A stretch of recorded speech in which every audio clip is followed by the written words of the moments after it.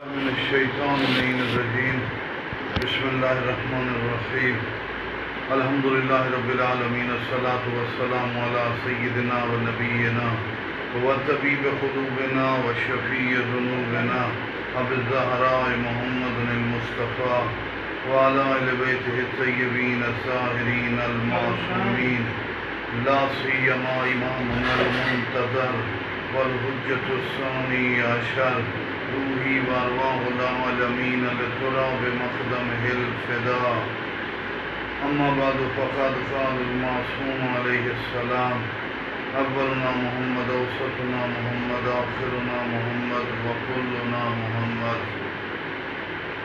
میرے مولا جعفر صادق علیہ السلام کی ایام ہیں، جیسے کہ پچھلے تذکرے میں کہہ چکا ہوں کہ امام نے جتنا احسان کیا، اتنا مذہب، عقائد اور کربلا اور امامت کو بیان کیا، حقیقت کو بیان کیا۔ اب یہی بنتا ہے کہ اس امام کا تذکرہ بکثرت کیا جائے۔ شوال کے حوالے سے امام کا تذکرہ پورے مہینے میں ہونا چاہیے۔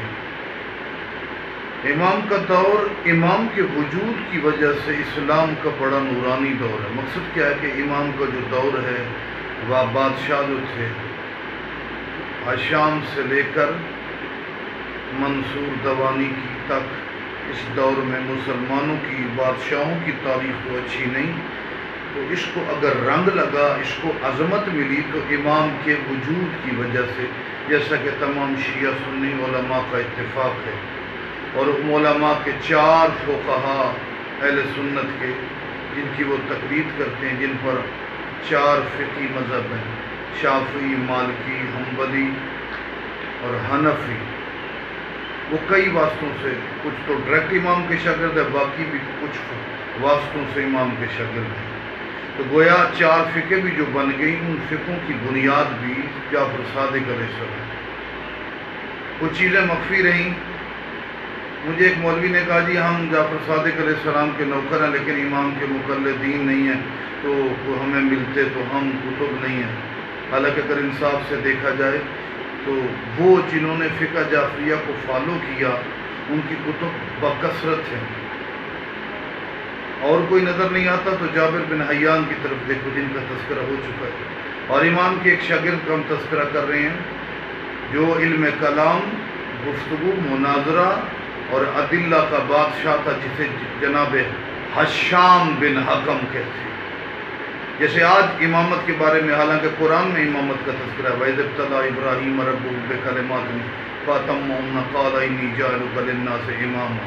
خلیفۃ اللہ یا خلیفۃ الرسول تو اللہ کی طرف سے ہوتا ہے، جو اس کا ملت کے ساتھ تعلق ہے، وہ ملت کا لیڈر ہوتا ہے، اور معصوم لیڈر کے بغیر کبھی بھی اسلام کی پوری پاسداری نہیں کی جا سکتی۔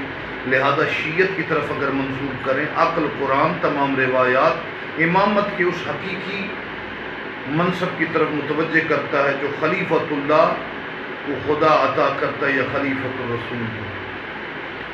ایک اس کا خدا کے ساتھ تعلق ہے، ایک مخلوق کے ساتھ۔ جو خدا کے ساتھ تعلق ہے، ایک تو بدریہ مصطفیٰ، خلیفۃ الرسول اور خلیفۃ اللہ۔ میرے عزیزوں، اس امامت کے تصور میں ایک بڑی خوبصورت اور لذیذ بات ہے، اگر کوئی انصاف سے سن لے تو اس کے بعد امامت کے وجود پر وہ اعتراض نہیں کر سکتا۔ میرے مولا کے شاگرد حشام بن حکم، جنہوں نے کئی مناظرے کیے اور فقہ جعفریہ کو فالو کرتے ہوئے جعفر صادق کے غلام اور آقا کی فقہ کی ترویج کرنے والے تھے۔ بصرہ میں ایک جگہ پر اشاعرہ مذہب کا ایک امام ہے جو منبر پر بیٹھ کے بڑے صاف انداز سے انکار کر رہا ہے کہ امام کی ضرورت نہیں، امام کی ضرورت نہیں، اللہ رسول کے بعد امام نہ ہو، بس مخلوق ایسے چل سکتی ہے، بے شک ان کا کوئی لیڈ کرنے والا نہ ہو۔ ان کو یاد رکھیں، امت کی اصلاح اور رہبری کا حق اس کو ہے جس کا دامن گناہوں سے محفوظ ہو اور اس کے علم پر مہر ہو، اور کوئی مانے نہ مانے، نبی کے بعد علم کے سمندر علی اور اولاد علی ہوں۔ باقی اگر کسی کے پاس کوئی تھوڑا بہت علم ہے، کوئی 1 ذرہ ہے، یا کچھ ہے تو وہ انہی سے ہی انہوں نے سیکھا ہے. مرکز منبع یہی ہے. جب یہی منبع اور مرکز ہے تو مرکز اور منبع کے ہوتے ہوئے ہم خشک زمینوں کی طرف یا کسی اور جگہ پہ خود جہاں تھوڑی بہت گھاس یا تھوڑا بہت سبزہ ہو کیوں جائیں ہم تو مراکز کی طرف, تاکہ ہماری روحانی پیاس بھی بجھے اور ہمیں علوم کا پتہ چلے. امام کا انکار کر رہا ہے. حشام اس مناظرے میں بصرہ میں پہنچے. اس نے جملہ دہرایا امام کی ضرورت نہیں. جب اس نے جملہ دہرایا کہ امام کی ضرورت نہیں, جناب حشام نے عقلی اور فلسفی اور کمالات کے ساتھ دلیلوں کو بیان کیا. سامنے جا کر کہا مجھے یہ بتاؤ تمہاری آنکھ ہے. کبھی یہ کون سا سوال ہے؟ جناب حشام بن حکم جعفر صادق کے شاگرد نے کہا نہیں میں نے یہی پوچھنا ہے. کہا ہاں ہے. منہ ہے؟ کہا یہ کیا کون سا سوال ہے؟ کہا میں نے یہی پوچھنا. ناک ہے؟ کہا ہاں. کان ہے؟ اس اشارہ کے مولوی, لمبی ٹوپی والے مولوی نے کہا ہاں ہے. دل ہے؟ ہاں.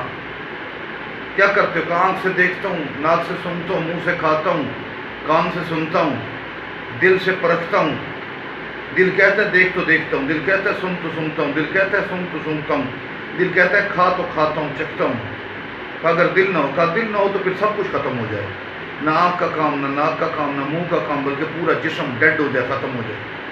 کہا جب ایک جسم کیا کرتا ہے؟ کہا جسم میری تمام چیزوں کو کنٹرول کرتا ہے, پرکھتا ہوں, جانچتا ہوں, اسی کے ذریعے سے خواہش ہوتی ہے, اسی کے ذریعے سے چلتا ہوں, اور پھر آپ کے لیے وعدے کہ دل سپلائی کرے تو لائف ہوتی ہے. امامت کے منکرین کے لیے عقلی جواب بہت خوبصورت دیا میرے مولا کے شاگرد نے. کہا جب ایک جسم ایک کنٹرولر اور راہبر کے بغیر نہیں چل سکتا تو نبی کے بعد پوری کائنات ہادی معصوم کے بغیر کیسے چل سکتی؟ ایسا عقلی دلیل تھی کہ جواب نہیں دے سکا. خاموشی سے پھر رک کے پھر پوچھتا ہے تیرا نام حشام بن حکم تو نہیں؟ یہ جو لوگ کہتے ہیں جعفر صادق کے مقلدین نہیں ہیں جی, فقہ جعفریہ والے, انصاف کے ساتھ تاریخ تو کھول کے دیکھو, علمی خزانے جعفر صادق کے مکتب سے ہی نظر آئیں گے. ٹھیک ہے اور رخیں بن جائیں, لیکن جعفر صادق کی وجود آقا کے وجود سے ہی نظر آئے. یہ جعفر صادق کا وہ شاگرد ہے, اس جیسی عدیلہ عرب میں کسی نے بیان نہیں کی. حشام بن حکم کہتا ہے کہاں کے رہنے والے؟ کا کوفہ کا رہنے والا. میرے پاس آ جاؤ. پھر اس میں جرأت نہیں ہوئی کہ یہ اس بحث کو ہی چھیڑے کہ امام کی ضرورت ہے. جناب حشام لاجواب کر کے عقلی اور واضح دلیل سے کہ جس کا کوئی توڑ ممکن نہیں تھا محفل سے اٹھ کے پھر امام کی بارگاہ میں آئے.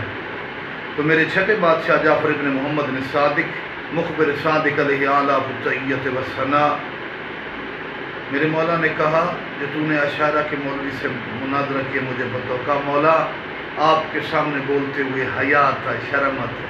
مولا نے فرمایا جب میں حکم کروں تو بیان کر دو.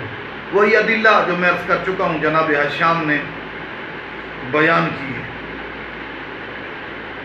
مولا نے فرمایا یہ تم نے جو دلیلیں بیان کی ہیں یہ ابراہیم اور انبیاء کے صحیفوں میں ہیں, یہ جو عقلی دلیل بیان کی. عزیزو, جنہوں نے جعفر صادق کی فقہ کو فالو کیا, اللہ نے ان کی, میرے مولا خود فرما رہے ہیں, اللہ نے ان کی زبان پر انبیاء کے صحیفوں کے کلام کو جاری کیا.